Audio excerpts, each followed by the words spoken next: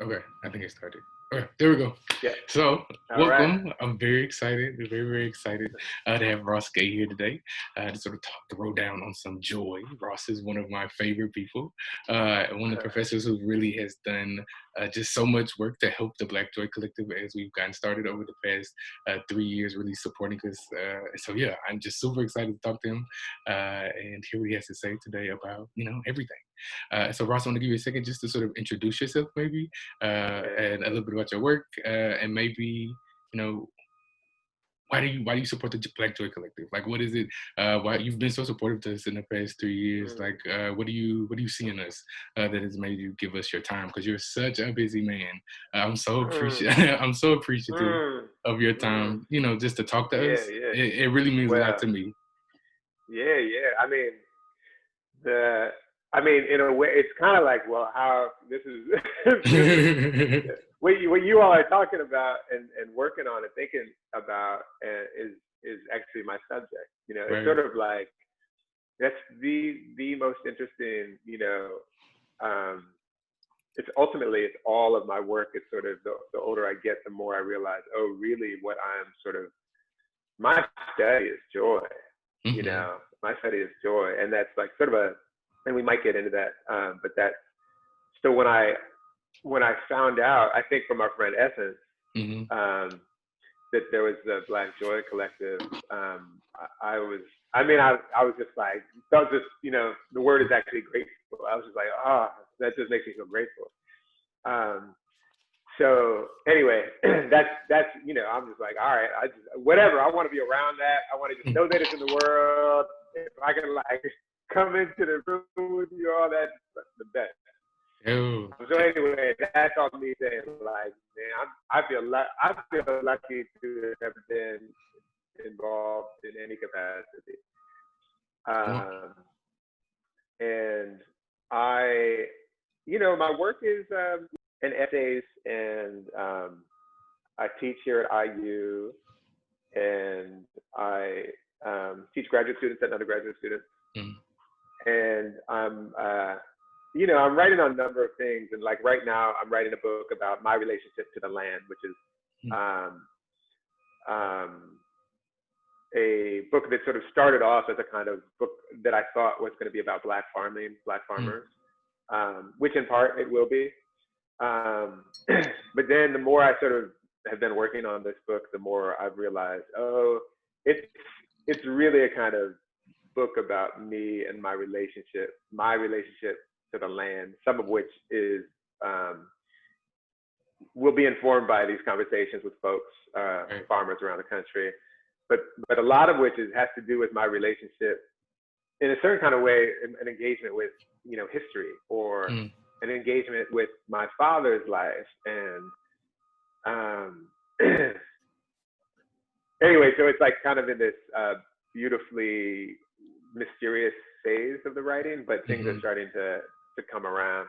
Ooh. Um, and like I have a book called The Book of Delights, and a book before that called Catalog of Unabashed Gratitude, which gives some indication, I think, of some of my inquiries, my things of inquiry. Um, but I'm and just this morning, like I'm working on this essay, kind of a collaborative collection of essays, actually about basketball, playing basketball, Mm, thinking about basketball and sport, and and it's also about teaching. And so anyway, in some way, like right now in my head is this I'm contending with this idea, which I think has a lot to do actually with teaching, but I think it also has maybe a lot to do with just like being okay, and it has something to do with like um, how, and this is also from a conversation with my buddy Abdel, who graduated from here and is a teacher. We were talking about in the classroom how you. This is a long self-introduction. I hope you'll forgive no, me. I'm into it. I'm into it. I have so many Okay, questions. I'm like, yes, okay, yes. okay, yeah.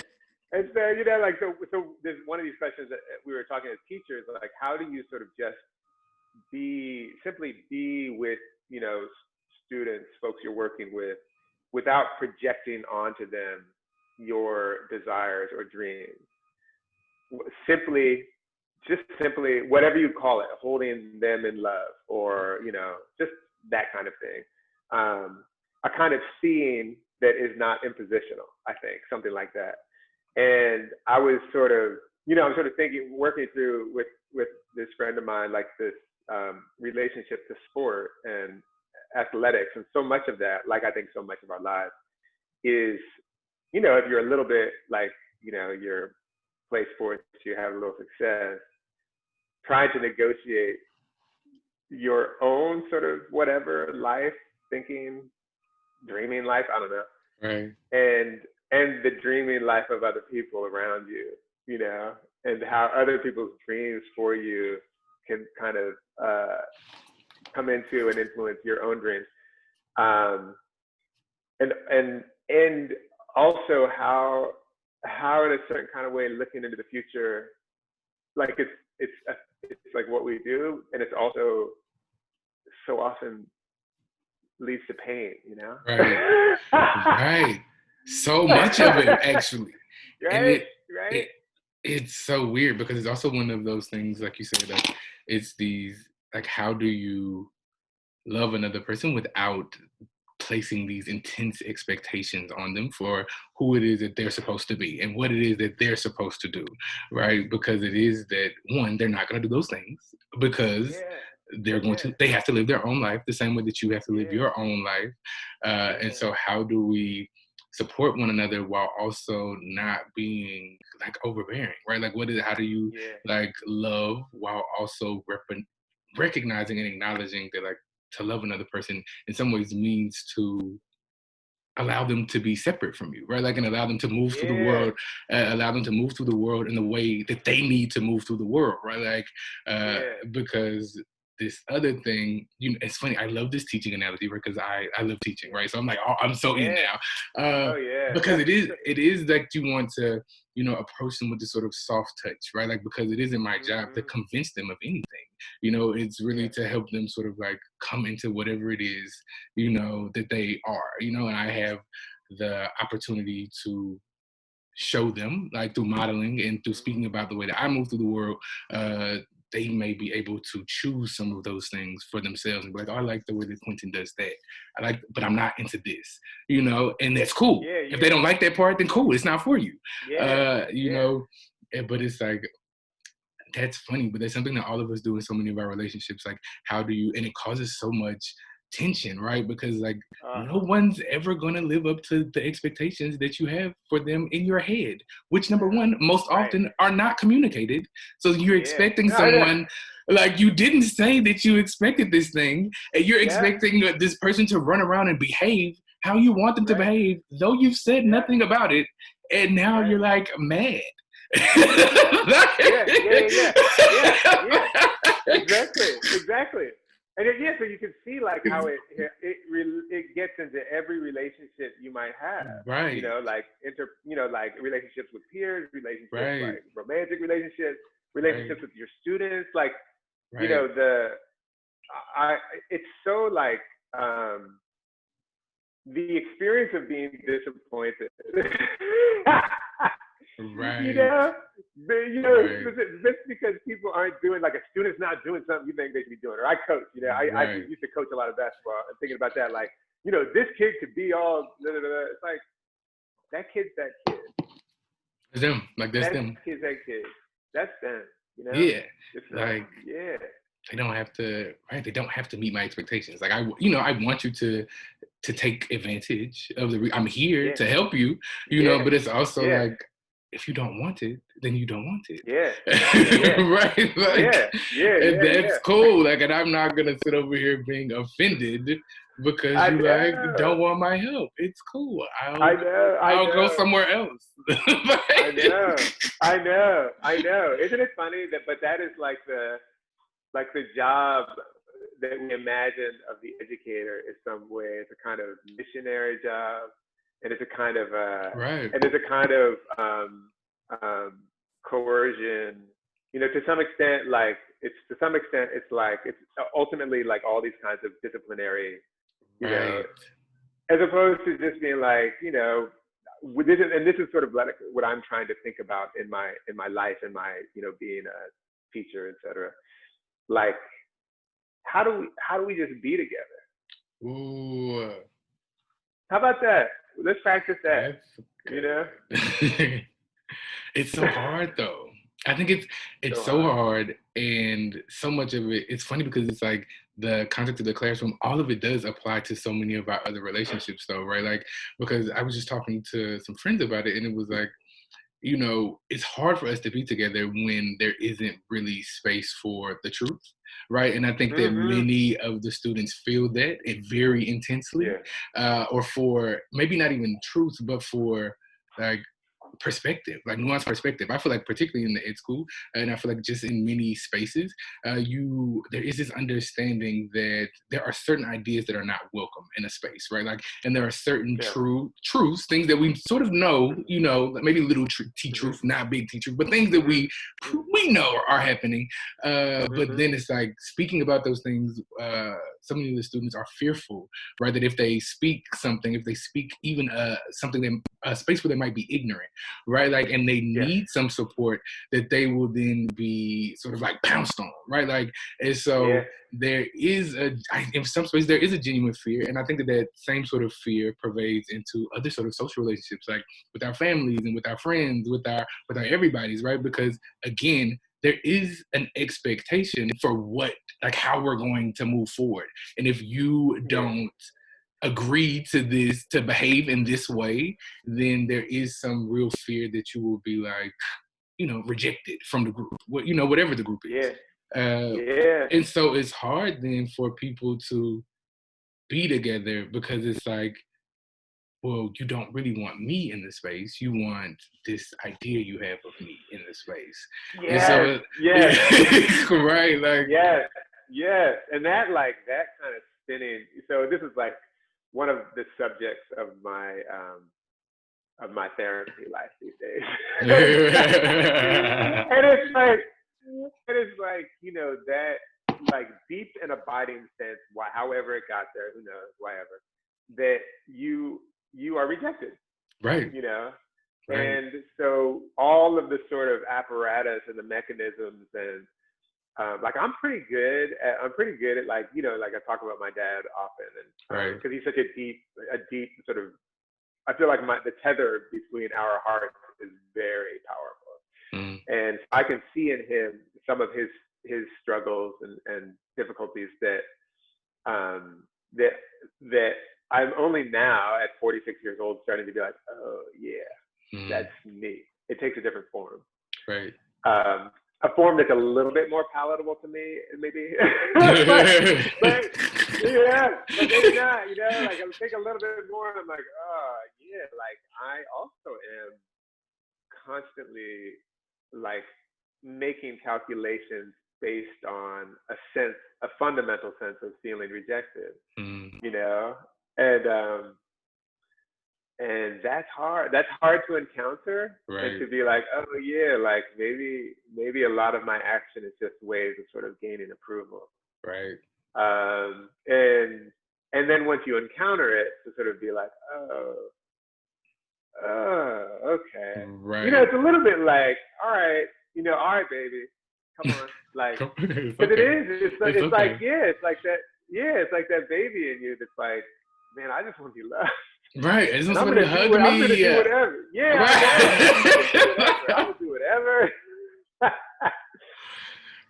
Which causes a lot of pain. It causes a lot of pain. It does. I think it's like such a real thing, and I don't know if there's a way to get past that, right? Like, because I wonder if this is something that all of us are dealing with at a fundamental level, like wanting to really be, like accepted by the people around us, and sort of trying to prove. I think that I was having difficulty.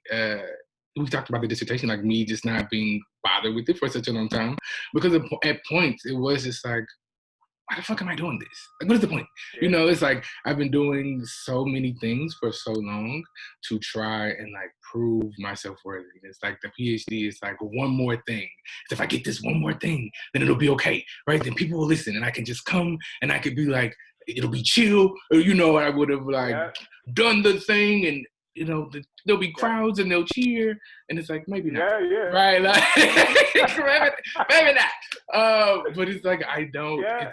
It's weird because it's like a part of me is. Yeah, I don't know what to do about that. But it is funny because, like you said, I think recently in my own therapy, it's sort of like I've been taking these. I'm taking a counseling theories and a counseling lab class, which has been incredible Very because cool. it's mostly just like figuring Yeah. out your own thing, like how weird you Yeah. are. Yeah. And it's been an Yeah. incredible experience, right? But it is like, and realizing how, like you said, so much of it is just like this nervousness about like not being rejected, right? Like if I don't do these things, Yeah. and really, it's funny because it feels silly sometimes. Like the sort of like even the idea of inner child work, kind of, some. I feel like so many of the things that actually work feel goofy sometimes. Uh, but I went to what did I go to? The MFA students actually did Mhm. they're Yes. doing the what is it? The IU Center for did it go out? It The went, IU okay. okay, there we go. The IU Center for Yeah. Rural Engagement is doing those workshops, and I went to an inner child workshop. They were doing a Oh, writing cool. assignment, and it was so cool. And I wrote, and I Yeah. was sitting in there like about to weep. I was like, oh my God, Yeah. this is so intense, you know, It's heavy. because it is like one of those things where like we age, right? Like which I'm trying to think about more recently. It's like you age physically, like your body ages, but like the thing that you are does it like I still remember very specific moments from my childhood. I remember, and like doing these sorts of exercises in class have pulled some things up where I'm just like, wow, I didn't realize that was still bothering me 25 years later. You know, Yes. Yes. like, Yes. Yes. and Yep. really trying to uh face those things, right? Like, and like you said, Yeah. like it really does require, you know, like tenderness, like and really sort of like treating yourself kindly. And it's funny because now I'm thinking about the earlier part of our conversation where we talked about those expectations. Like some of that you have to apply to yourself first, right? Yeah. Like some Yeah. of it is Yeah. like if we're Yeah. going to really be able to move through the world in the way in which like we can be together and just come and Yeah. actually be together, then you have to Yeah. first be okay being by yourself, right? Like actually be Yeah. okay being by yourself. Yeah. And that's Yeah. hard. That's not That's an easy hard. thing. That's not an easy thing to do. Mm-mm. Uh No. and so No. right. Yeah. It's like Yeah. it's just not an It's easy hard. thing to do. It's so much work.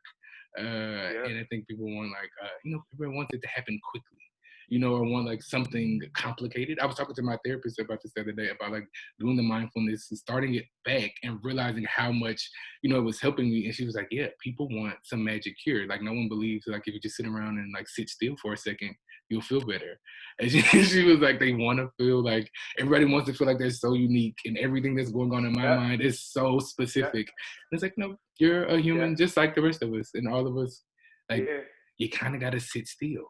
Like, you got to just sit You still gotta sit sometimes. still.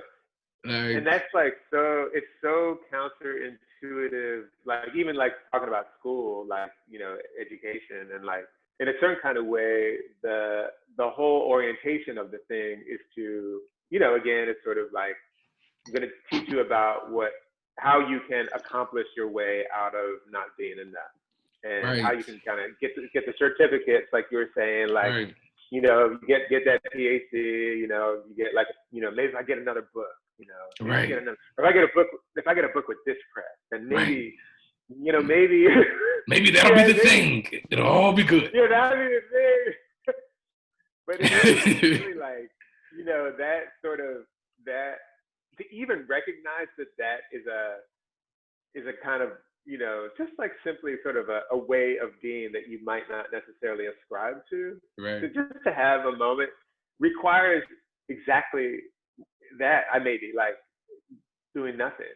right, It's like do nothing, which is a profound action. In fact, right, I'm right, gonna do nothing for a minute. Just sort of see what's here. right. And see what like comes up, right? But it feels like Yeah. right, and it's funny because and what you just said Yeah. is like in doing nothing, you are doing something. Like that is Really doing something. like you're really actually doing something. It takes a lot of Yep. work it takes way more work than people realize to just sit still for 10 minutes. Like most people Yeah. can't do it. Even, like Yeah. even Yeah. practicing, it, it's not easy. Like I'm sitting there and it's just like my mind is moving and I just feel my body wanting to get up and like run away. And I'm just like, nope, we're just gonna sit here. We're gonna chill out. It's gonna be cool. Like and when we're done, when our timer goes off, you can get up. Like, oh goodness, did it go? Yeah. Are you still here? Yeah. Okay, Yeah. cool. Yeah, what was it? Yeah. Yo, I'm thinking about oh, go ahead. I can hear you still. I can hear Oh, you. Yeah. okay, cool. There you go. There we go. There we go. I see it. Oh my gosh, Zoom is. Okay, There we I see go. There we go. We're back. it. Okay. Zoom was giving me the most trouble it's ever given me today. That's so funny. What are we talking about? I remember. So something that I guess sort of like to move us. I always remember this thing that you said at the very first Black Joy conference meeting that you came to with Abagunde. It like changed the way I thought, and I just want to see like where you are with it now. You talked about the academy, sort of like going through the university, and the primary way that we do inquiry or like ask questions is rooted in critique. And you were like, what if it was celebration? And I was like, what? I was like, oh my God. You talked about like, what if we criticized less and what if we celebrated more? Like how different our questions would be, how different we would move through the world if celebration was the way in which we were deciding to treat not only the world around us, but again, the world inside of us, right? Like, because so much of their rejection, those feelings, that's about critique, unnecessary critique of the self. That's it. Right? Like, and it's like, what if you were celebrating yourself every day? What if you made a practice of celebrating instead of criticizing? Like, boom, like maybe we'd be okay. Yeah. Like, damn, like, like, wow, whatever it is, like, man, you made a good cup of coffee. It's like, or like, oh, you like, man, it's amazing. You got out of bed. Yeah. High five. Good job. You got out of bed today, You're like, killing it. Just like little, you're killing it. Like, come on. You're killing it. Look at you. Yeah. And I was, it's funny because it's often crisis that makes us feel that, makes us aware of like, okay, today I can make a cup of coffee, or today I can, like, whatever it is, that feels like I just did it, like I put my shoes in order or whatever. Right. But I was just recently reading a job announcement, to come back to the idea of critique, and the job, it's probably like a cool job, or I don't know, but it was like the areas of focus were things like, it was like, trauma studies, incarceration studies, brutality studies, misery studies, horrible shit studies. You know what I mean? And I was kind of like, wait, is that, and it was just like, these are presumably, these are people who are working on things that are like trying to make the world better.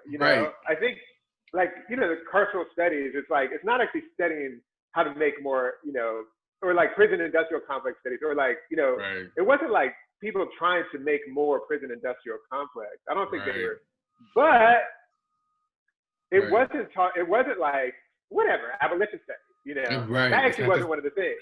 It was, and like, actually the sort of, that practice of like,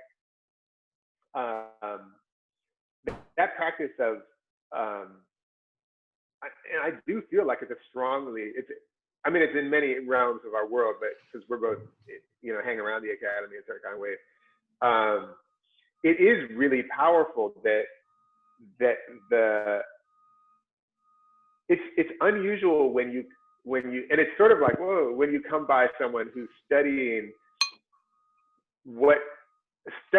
kind of what they want to sell. Yeah, like, I mean, what they want to study. Like yeah, what they want, yeah, and what they want to celebrate, what Right. they want to, like, so, Yeah. and it's like, in a lot of ways, it's like, and I understand this. Like, I understand that the mode of critique, one, is that there's a kind of survival. Mm. Um, you gotta like sort of, that's I think a practice of survival is aspects Right. of critique. But I also feel like there's a great kind of neglect to being like, this is the example. This is the otherwise right now. Like, there Right. is an otherwise, and the otherwise is happening right now. So let's study this. Let's study how we Right. do it. Let's not. We don't have to study all the time like how not to do it, Right. because then you get really good at how not to do And it. how You not just to do fucking it. know it. It's like, And yeah, that's like, not what we want. no, Like, no. Like, I want sharing studies. I want right. caring studies. I They- want like, like joy studies. Actually, like joy studies. Right. That's like, it's such an obvious sort of, Right. such an obvious subject. And you're right in this inquiry that this series of conversations is an example of like, okay, thank you. This is what I want. This is what I want in the world. I want Right. to listen to people who are like studying joy. Joy. Right. No, that's real. How do you think you came to this? So you talked about like sort of realizing later on that like there was this through line of joy in your Yeah. work, right? Like, and so, and I feel like you're also just like a joyful person, just in person. Mm-hmm. So, what is it? What does that look like for you? Like, what is it? Like, what is the study of joy for you, or like the theory side of joy? And then, what is it for Yeah. you at a practical level? Like, how do you study joy, and how do you practice joy in your own life? Like, what does it look like? Yeah. I mean, I feel like um, it's it's uh it's so first of all, like, in terms of practicing, it's practice. It's like, Right. it's work, and I think it's work for any number of reasons. I can say for myself, my own particular whatever mind, it's work because I have and have had a mind that has not just been easy. Right. Like, in sort of profound ways, um, and part of like, this I just love this because I think it's so funny. Like, back to therapist, at some point my therapist was like, so yeah, one of your things is that you just have like a deep distrust of people. Mm, You just have a deep. Now, you wouldn't necessarily think right. that. No, I you know, also and I share that. yeah, Like, yeah, I said, yeah, right, that's a right, real thing. Like, right, no, I feel it. But yeah. but because we're like outwardly like, oh my, I also love people. I love Oh I yeah, enjoy people so much. But I'm also like, totally.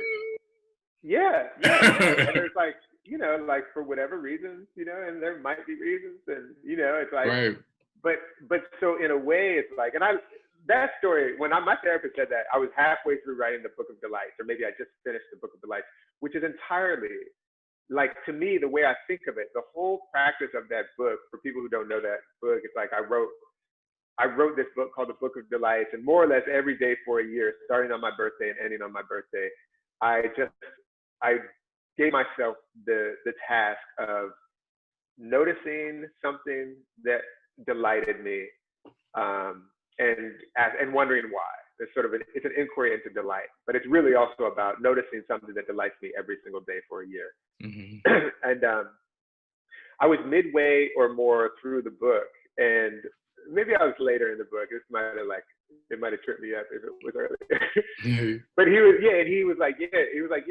you kind of like, it was sort of, I can't remember exactly how he said it, but to me, I heard it as, you have a fundamental distrust of people.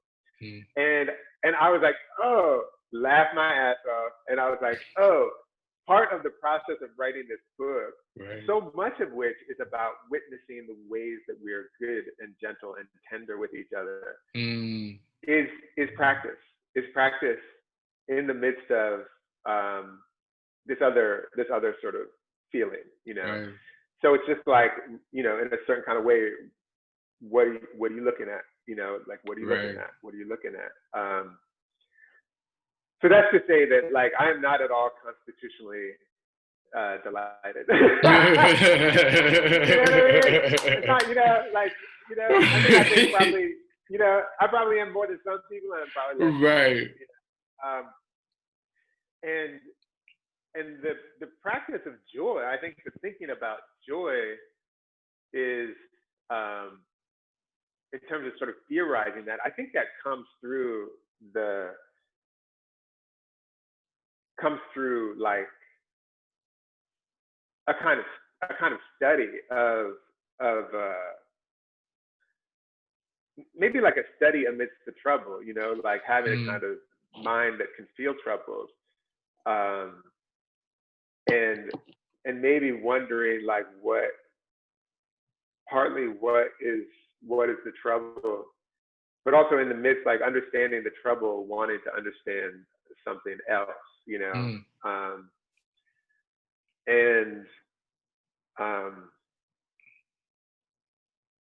so like when I think of joy, and it's so fun for me to sort of think about what it is. Right. I do feel very much like it's a kind of contending with what might be a fairly common sorrow or anxiety or whatever, like contending with our mortality, contending with the fact that we're going to die, and everything we love and everyone we love is going to die. A lot of them before us, a lot of them after us, in ways we cannot imagine, et cetera, et cetera. To just like sort of, well, I think of joy as sort of emerging actually from that understanding in common, and the in common being maybe the real ground of it, like that we are in fact in this with each other, and any deep desire to sort of remove ourselves from that is I don't know. I think it's trouble. It's kind of trouble. But the kind of moving towards that, and I often think like, if we just sort of, how do we be with each other if we're both gonna die? Right. Like if we do that, suddenly, I mean, it just in some way, it feels like there is some softening that sort of, for me, that's my experience. Is there some softening, if I think, oh yeah, they too are going to die. Right. They too have all of the sort of, et cetera, kind of rippling feelings that I'm going to die. Right. Is there a kind of way that, when I think of joy to me is sort of like entering into that space between us where we're both sort of holding that and living with that,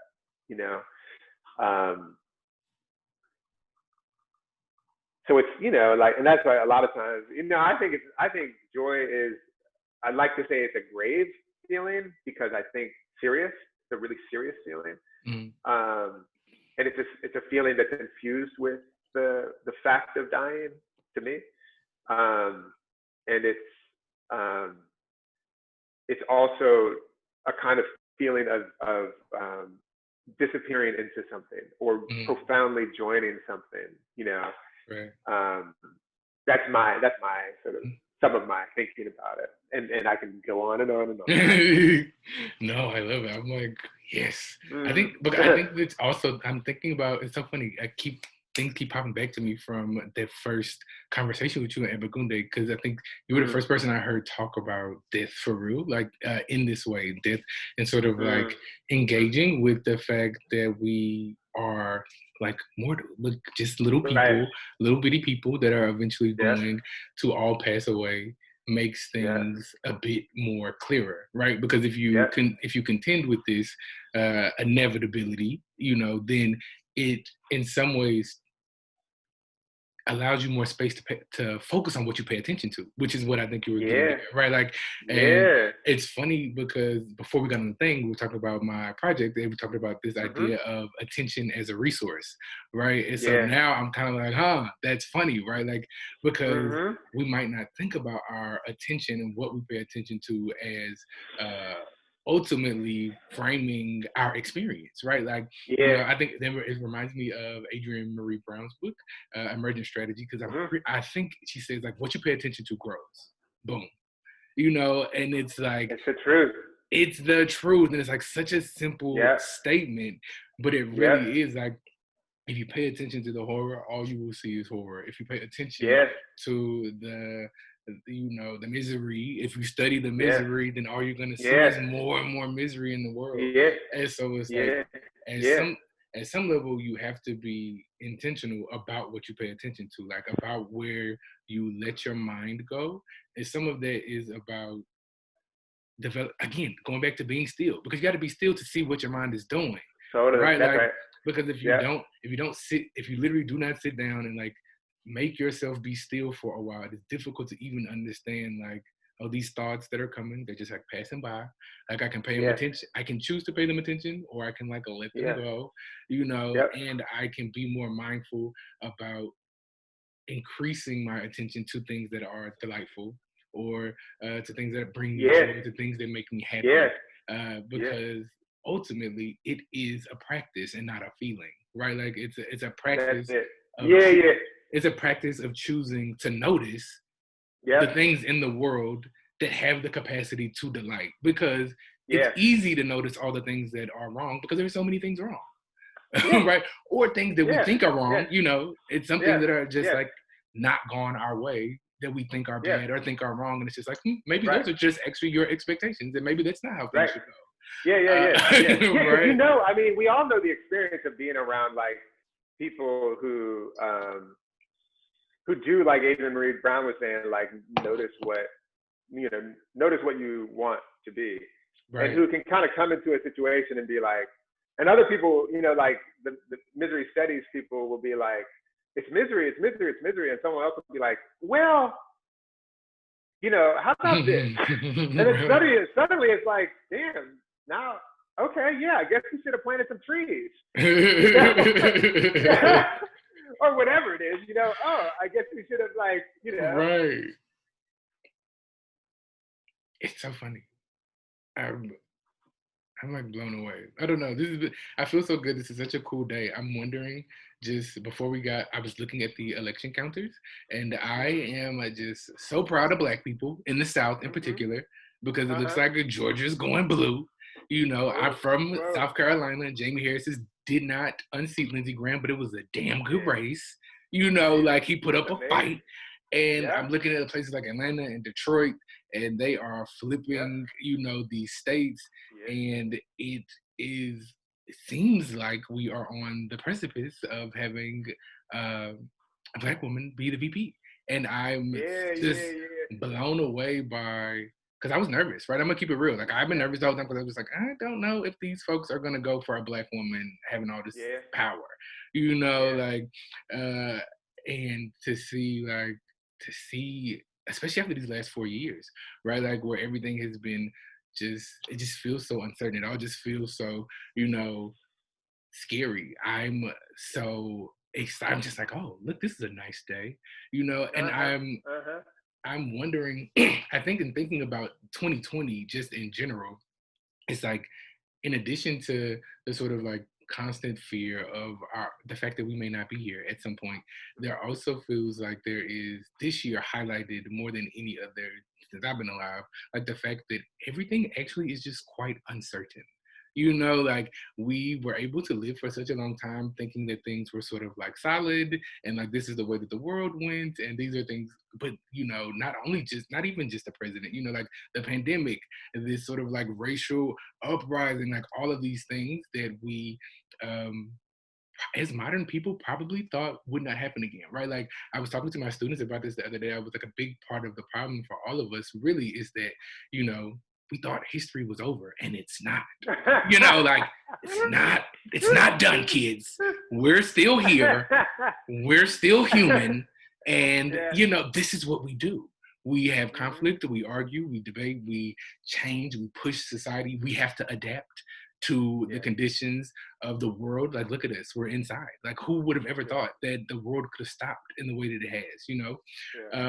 And I think that back to your earlier point about your sort of focus on history, I think, how does history sort of instruct us? I think particularly as Black people, in remaining joyful, despite the fact that, no matter who wins, no matter how this sort of pans out, things may still be uncertain, right? Like, and for us, I think in this country, things have been uncertain for a long time.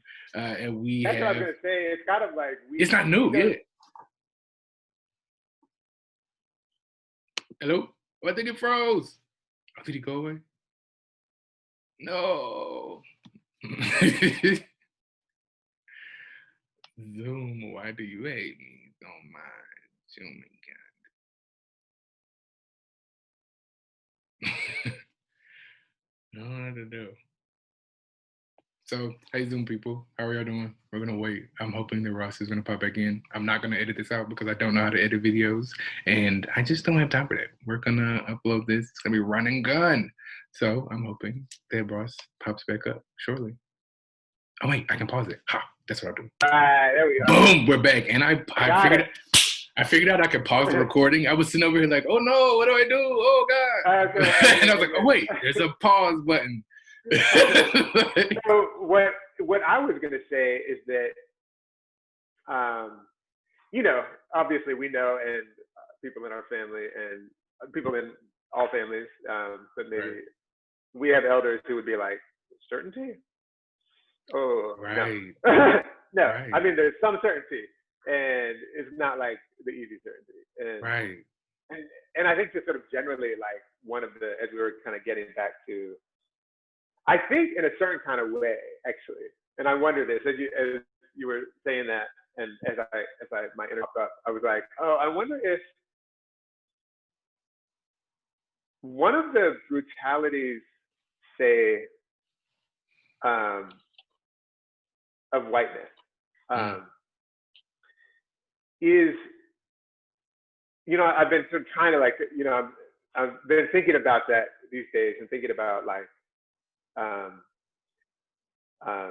thinking about Baldwin, and thinking about Malcolm X, and thinking about also, like, the thinking about stuff. And I'm thinking with my friend Adeseli Skirmai, who has this beautiful essay on the Paris Review. I forget the title of it, but she's sort of engaging with this Gwendolyn Brooks poem. But she's sort of also theorizing, like, in her way, like, what whiteness is. Right. But partly, like, it's like the belief that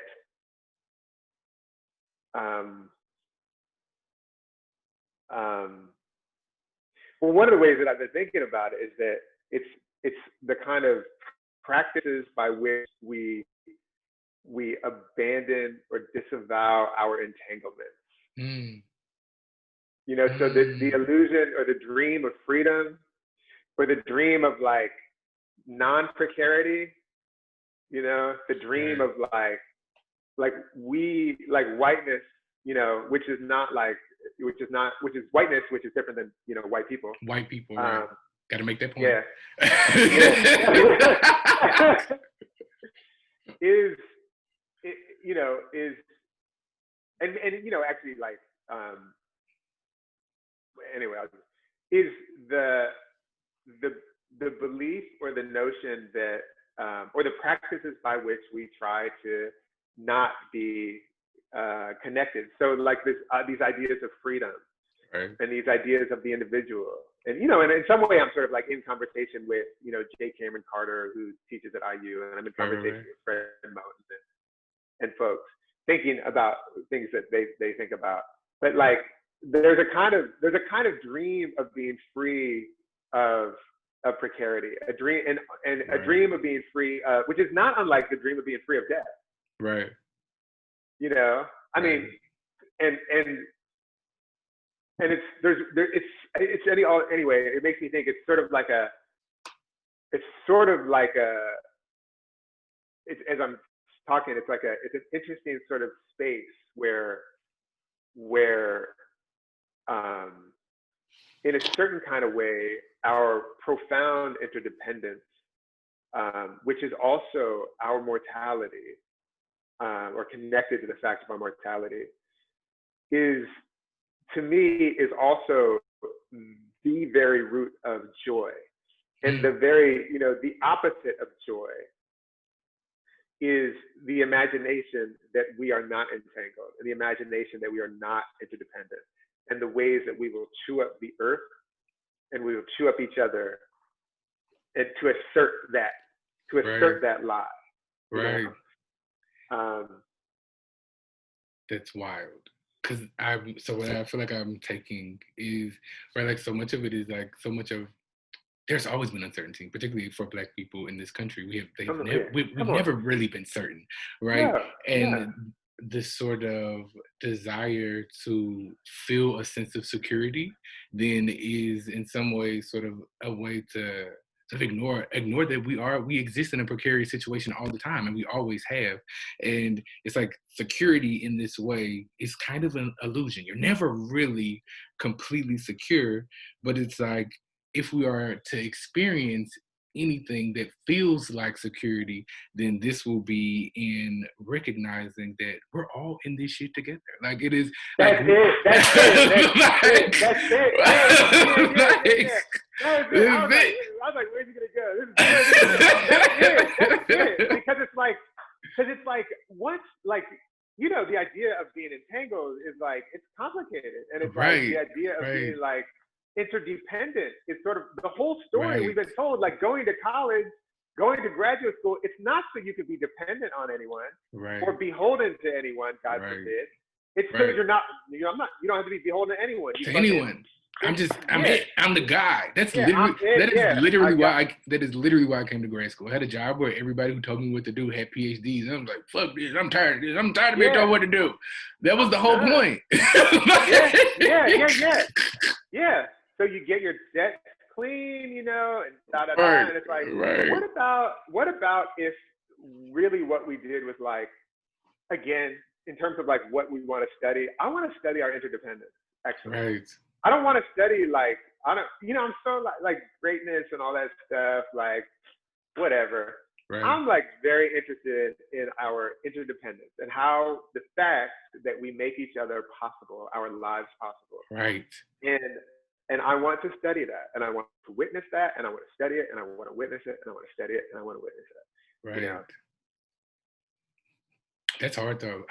Because I thought, honestly, in trying to be, a bright side of the pandemic and the quarantine, I thought at the beginning, and in some ways I still think it's possible, but that you would think that we are all experiencing the same thing at the same time, literally, that has stopped our entire world, would in some ways force people to see how real that is. Like, I feel like before this happened, it was we're so busy. Everyone's so busy all the time. But now it's like, how can you not see how connected we all are? Right? Like, how one person on the other side of the world can get sick and our entire world change in 6 months for all of us. Like, we are literally living in a different version of whatever, right? Like, because at this point, whatever we were doing before is like done. We live it. We have created a new world. We act differently. We move differently, and whether people are holding on to, it's like, this is it, friends. Like, this is where we are, and things are different. Children in this era will grow up differently. Like, everything is changing, for all of us at the same time. And it's like, and if that isn't going to help people to see that we really are in this together, and we really are depending on one another in order to survive, then it's like, what do we need? Like, aliens? Like, I know. Bro, like, I'm like 20. If aliens came down for 2020, I'd be like, of course. It's like, cue the aliens. This is a why not. right.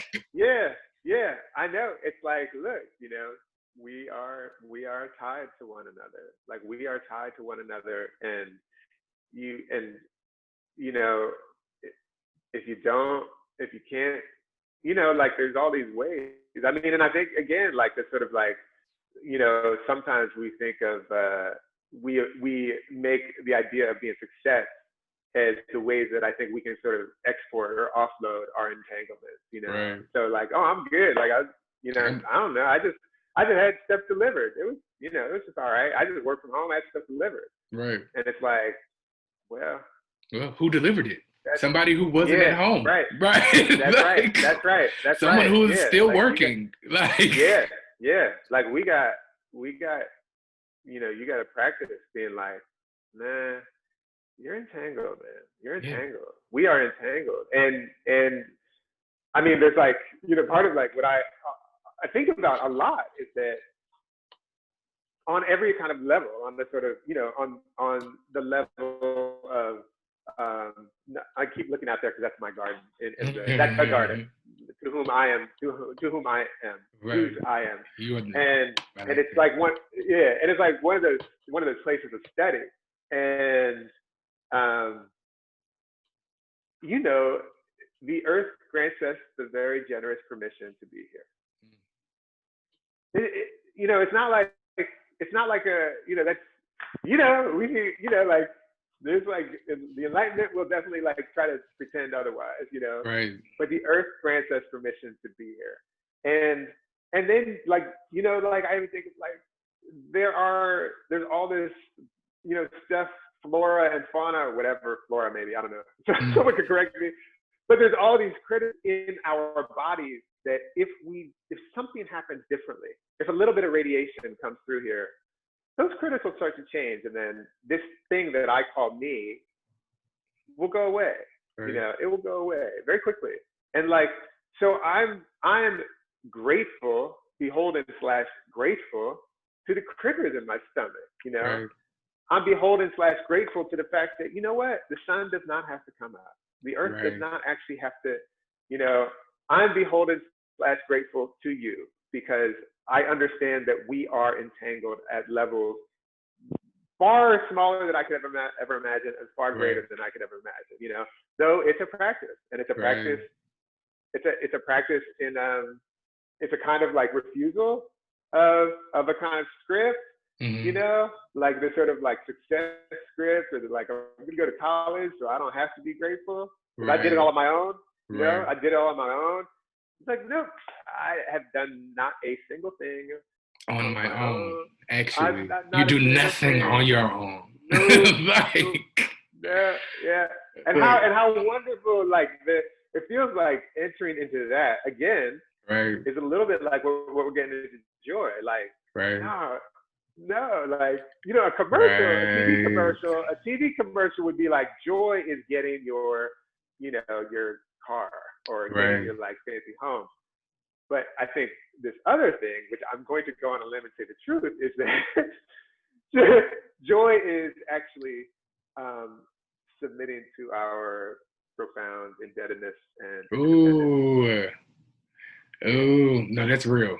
That, but I yeah. think it's funny. So I was talking to Abagunde, and we were talking about I don't remember something, but I said this line, Yeah. and she was like, "You should use this for something." And I was like, you know, by the time I met my grandfather, he was a businessman, right? And so my Mhm. grandfather, before I met him, before you know, he had been a janitor and he had killed hogs, slaughtered hogs for a living.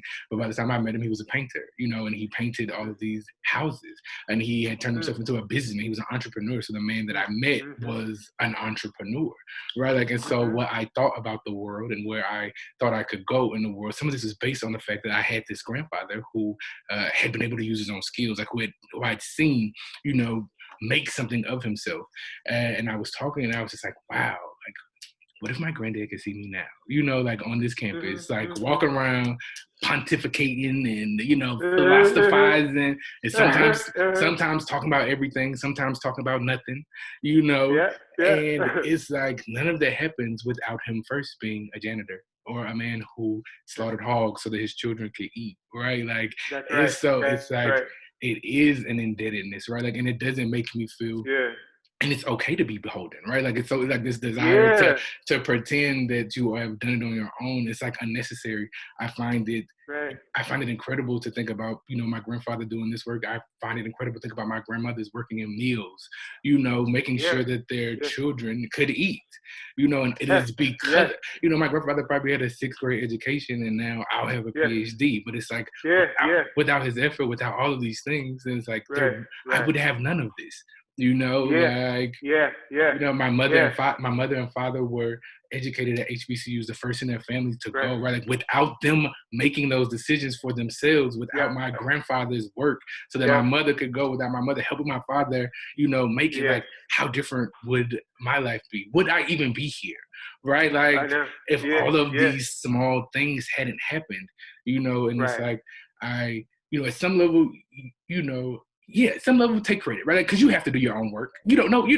you have to do Yeah. your own Yeah. work. Yeah. But it's Yeah. like there Yeah. are. I also recognize that there are a thousand little ways that my work was made easier by the work of the people in front of me. Like, Yeah. and and Yeah. and I take Yeah. and I take pride in that. It's not like Yeah. I find joy in it. I'm grateful, to be Yeah. a person who has been able to inherit so much, from the Right. from the past, right? From people who Yeah. knew what it felt like to feel Yeah. uncertain.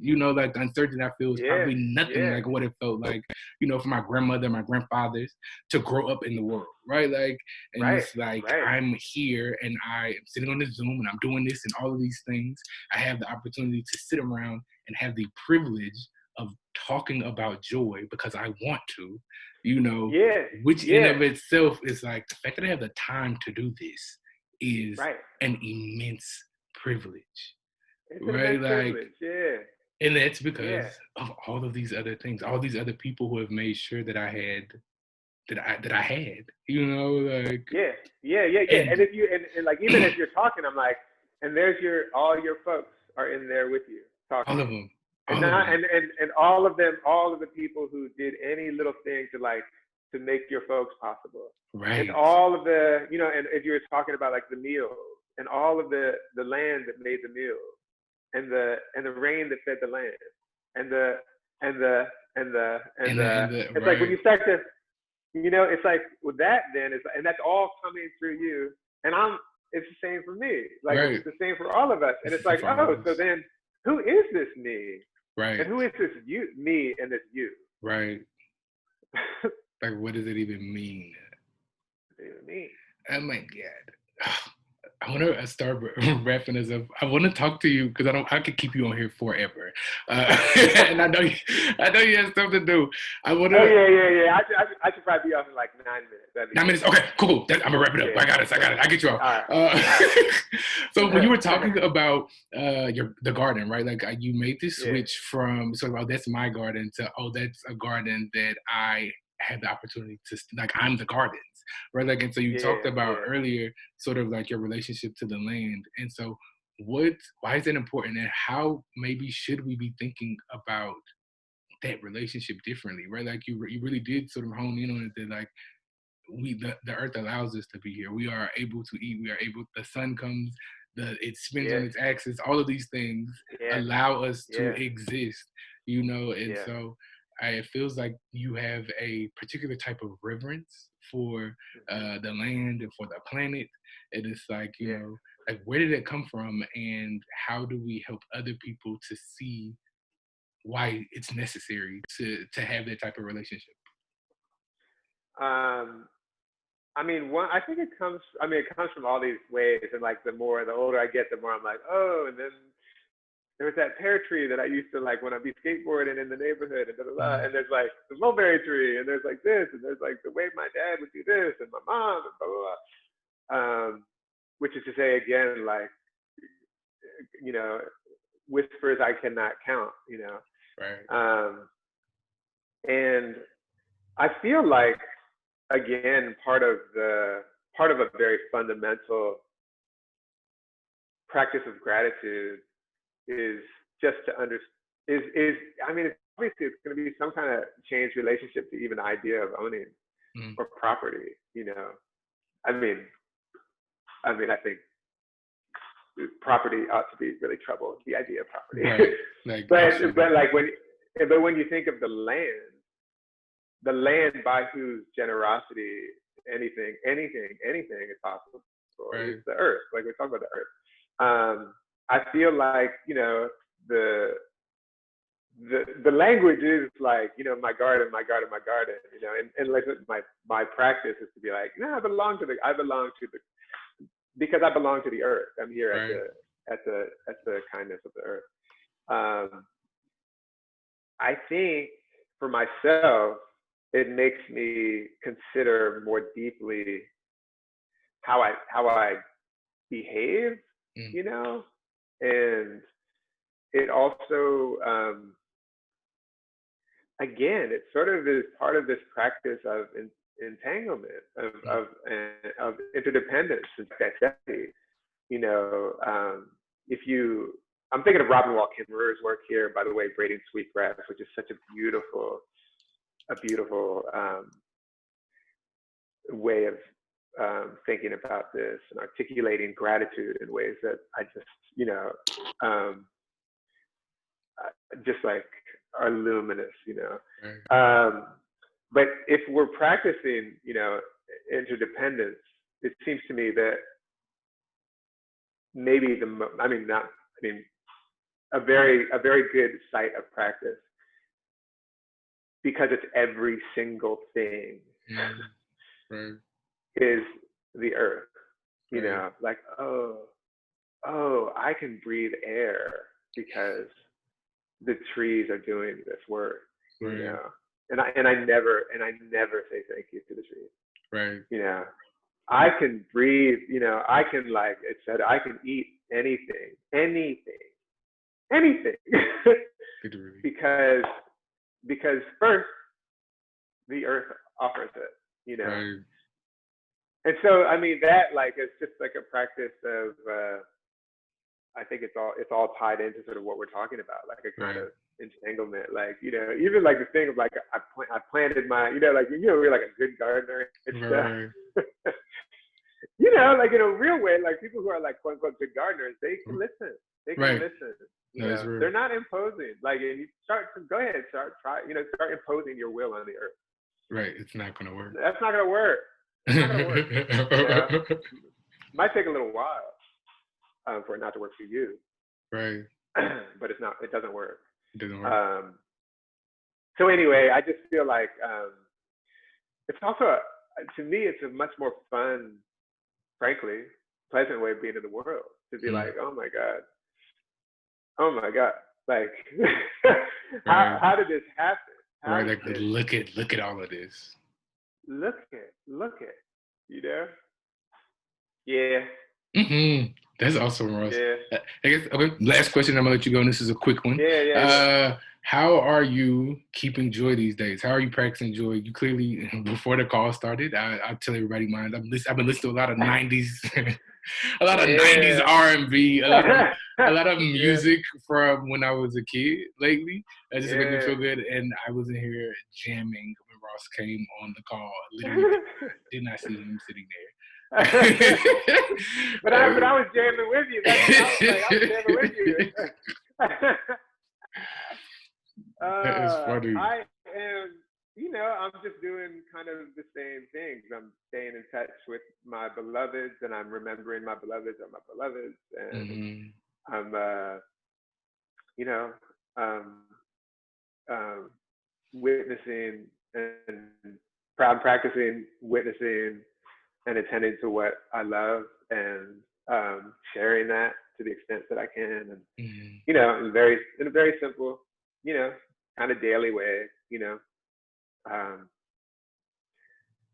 yeah, Boom, and that's it. Yo, thank you Yeah. so much, Ross. This has been amazing.